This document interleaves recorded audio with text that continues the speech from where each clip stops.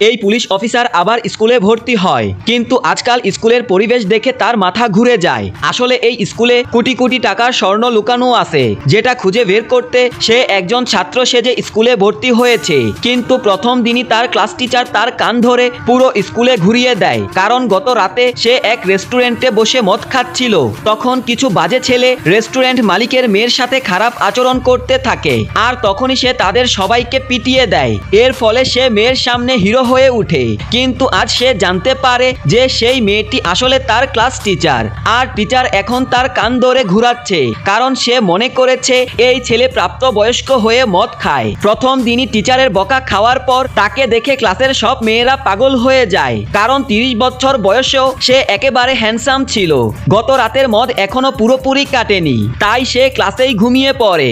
যখন টিচার তার ঘাড়ে হাত রাখে তখন সে আচমকা দাঁড়িয়ে পড়ে এবং তার গালে চড় মারতে যায়। টিচার অবাক হয়ে বলে, অপদার্থ, তুমি আমাকে মারতে চাচ্ছ? টিচার সঙ্গে সঙ্গে তার মাথায় এক ঘাপ বসিয়ে দেয়। লাঞ্চ টাইমে টিচারের থেকে মুক্তি পেলেও বাহিরে যা দেখলো তাতে তার মাথা আবার ঘুরে গেল। মেয়েরা মোবাইল চালু করে রিলস বানাতে বানাতে একেবারে নাচানাচি করছে। ছেলেরা বাস্কেটবল নিয়ে কুকুরের মতো দৌড়াচ্ছে, আর এক ছেলে দুধের প্যাকেট ধাক্কা দিয়ে তার উপর ফেলে দেয়। পিছনে আরেক নমুনা এই সব কিছু ইউটিউবে লাইভ করছে। এসব দেখে সে বুঝতে পারে সে কোনো স্কুলে নয়, বরং একটি চিড়িয়াখানায় এসে পড়েছে।